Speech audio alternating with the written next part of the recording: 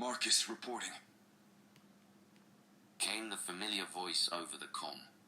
The engine room of the Galatesha hummed with steady, reassuring vibrations as Marcus adjusted a plasma conduit on the ship's central power grid.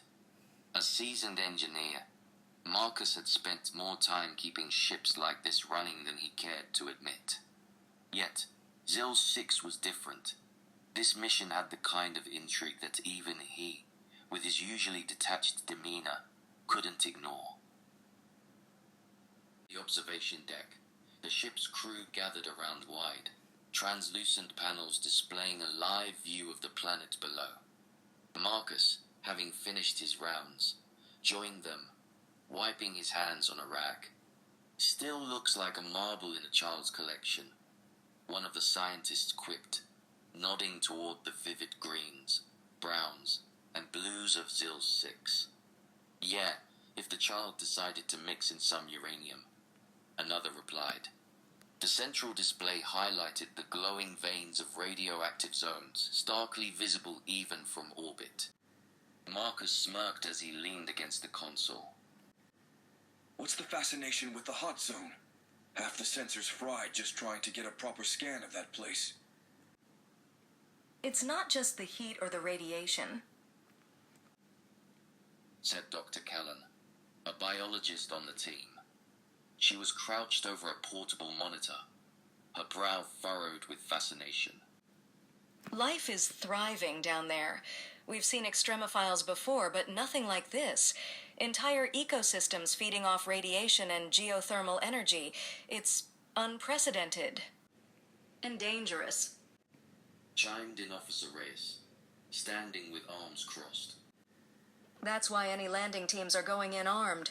The wildlife down there isn't exactly shy. Some of the bigger predators could rip through a landing pod if they wanted to."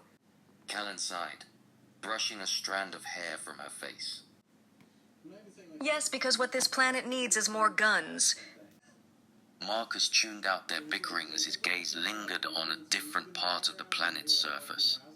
The land was broken into patchwork biomes, deserts, forests, and tundras scattered across the supercontinent. The ocean, though smaller than Terra's, shimmered like liquid sapphire. It was the radioactive zone, however, that drew the most attention, and for good reason. "Primitive humans," said Lieutenant Anders, breaking the silence. He was seated nearby, flipping through reports on his datapad. "Descendants of colonists. They've adapted impressively considering the tech level they're stuck with." "And considering they don't know we're watching," Marcus added. "That's the point. Anders said without looking up. Study without interference. Observe how they've survived. Their adaptation to the biomes is worth more than any data we could simulate."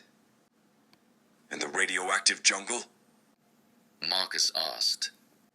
Callan's expression darkened. "From what little we can gather, they avoid it like the plague. Can't say I blame them. It's a death trap for anything not built for it." "Not everything avoids it," Anders said, pointing at his datapad. "There have been sightings. Small groups of humans near the jungle's edge. Hunters, maybe. Risk-takers." "Or desperate," Marcus said. The table fell quiet. After a moment, Reyes cleared her throat. "The first landing team deploys tomorrow. Life forms in the hot zone are priority 1. Stay clear of the natives and absolutely no direct contact unless unavoidable. That's the protocol." "And if it becomes unavoidable?" Marcus asked. Reyes' gaze was hard. "Let's hope it doesn't."